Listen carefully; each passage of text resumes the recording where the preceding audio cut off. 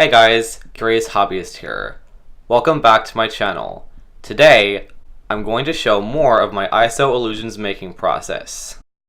Firstly, once you get the cube object, I did want to try loading another scene. Come to think of it, why'd they put that code in the player script? So first I made a new scene, and then I copied the pickup code and made a script to paste it into. Then, I cloned the script and modified it with this code to load the second scene, which later became this with quite a bit of work. I also had to add a using tag to use the scene code. Also, wondering how I made the shapes? A downloadable Unity extension, ProBuilder. To around 90.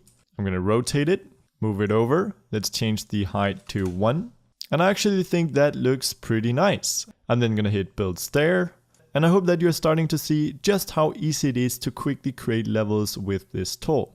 Now, once we're satisfied with our acquired by Unity, it's pretty useful for what it is. It does have a larger selection of stock shapes built in, and it also has a customization window for each of them.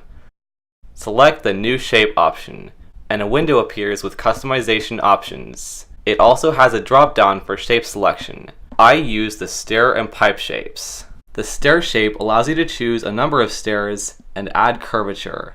So I chose 180 degrees. You can also choose a number of sides for the pipe shape, as well as the thickness. And that is not all. I also use the icosahedron shape in place of the stock sphere. You can also choose the subdivision level. I made it look kind of like a golf ball. I also used the sunset background once again and added in a few more text messages. I also placed some of these behind the background, so that way they only appear further down the level. I also made a brick texture and added that to two of the planes. In the game, there only seems to be one pipe shape. However, I made the starting pipe right in front of another one. To get to it, you'll have to go around to it. Meanwhile, the near plane runs into the objects. This does look a bit strange. However, it is worth it, because I've combined Penrose illusion elements with ISO projection. I also placed the collectible cube at the end of the level. Once you collect that, the ending message appears. Anyways, that's it for the main game, Orthographic Illusions. That's why I named it ISO Illusions. Orthographic Illusions just isn't as catchy. Anyways, I then moved on to the title screen menu. Firstly, I took a screenshot of this part of level 2. Making sure it's 16:9 aspect. Then I made yet another scene and added in the screenshot.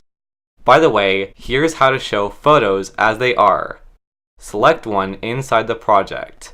Then open the texture type dropdown and select Sprite, 2D and UI. Now you're able to drag it into the scene and it won't create another material. Otherwise, it may show the image a bit off. By the way, I also did the same for the background sunset. I also made an image of a translucent gray radial gradient. I added it into the project and used it to make 3 icons and scaled them to my liking. In front of them, I then added 3 text elements for start, credits, and about. Now, we need to make these do something. So first I made a script and then opened it. We need to make this do something once you click on it. Fortunately, I did find a solution.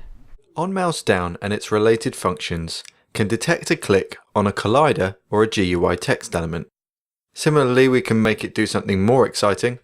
For example, adding a force to the door object when it's clicked.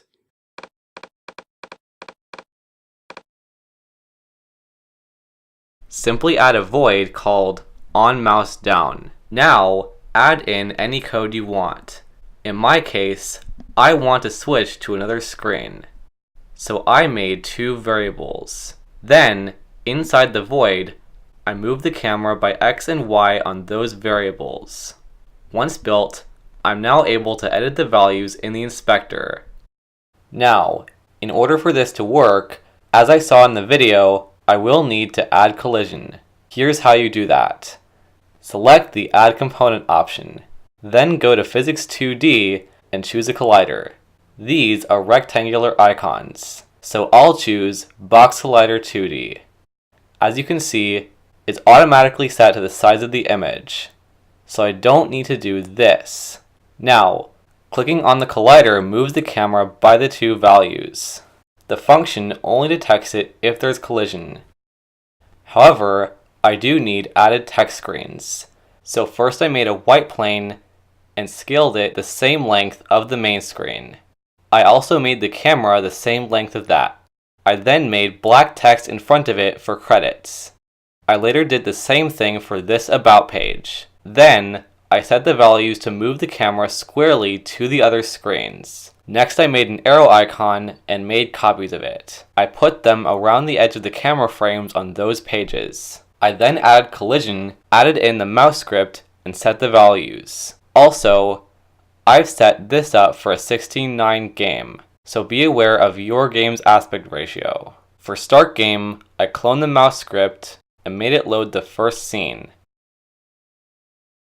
Also, the credit screen is missing 2 web links. I duplicated the script again and modified it to load the following links. Firstly, I tried using a public string value. The purpose of that is to enter a line of code into it and use it with each link in the hierarchy. That way, I will be able to add infinite links without having to edit the script. However, I tried referring to string in place of using different parts of this URL line, including the link for obvious reasons. It simply didn't work in OnMouseDown. If you've seen a better way, please let me know in the comments. I ended up opening them based on objects tags. The rollerball script has that function, so that's how I learned that method. So with that, I forwent the string value. That way, to add a new link, I'll have to edit the script and also make a new tag.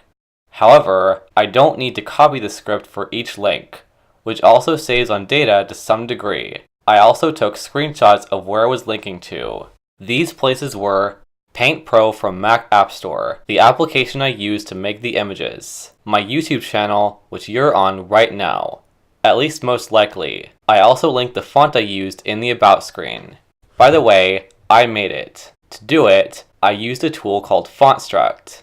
It was inspired by text letters in Mario and Luigi, Bowser's Inside Story. By the way, pretty cool RPG. Even on the 3DS, highly recommended.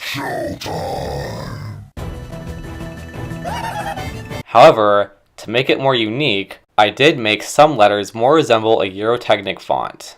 Typing using a font you made is easy as 2 steps.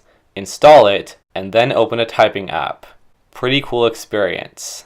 Okay, back to this. Now, let's test the game again. The arrows work, as well as the links. OnMouseDown was very useful. Anyways, I now have 3 scenes. So then I added 3 audio tracks. The title screen, I used a song called Arcadia by Kevin MacLeod. For level 1, I used a song called Smooth Sailing by Audionautics. For the second level, I also used The Show Must Be Go by Kevin MacLeod. Also, once you get the cube here, instead of loading a scene, it turns on a text element. However, reading it over the level, it isn't that legible, especially having added the sunset background. So then I used the gradient image. I added that to the UI and opened up the cube script. I then made the text slot an object slot, so that way, the object you drag there does not need to have a text component. I then deleted the object statement in this line, as now, WinText is an object. In the UI, the image was right beside the text, so then I sorted them to put the text over the background. Then, I dragged in the canvas into the script. Now, the end text is more legible. I also ticked the best fit box. That way, the WinText fills the screen, regardless of resolution. Turn off the canvas, select maximize, and let's test again. Once you get the cube, the text size is relative to the screen size, so even though it's maximized, it's the same. Anyways, that's it for ISO illusions. In the future, I will explain WebGL publishing and how I deployed my game. I do want to make that its own video, as many people may want the skill for that. It isn't really as interesting, but many might need it. With that, I hope you enjoyed watching this video. If so, feel free to like it, share it with family and friends, and sub to my channel for more content. If you want to get notifications on new uploads, click on the bell icon after subscribing. I typically try to upload new videos on Saturdays or Sundays. Also, you can check out my channel. To do that, click on my icon or channel name just below the video. For any questions or requests you have, you can let me know in the comments below. As always, thanks for watching.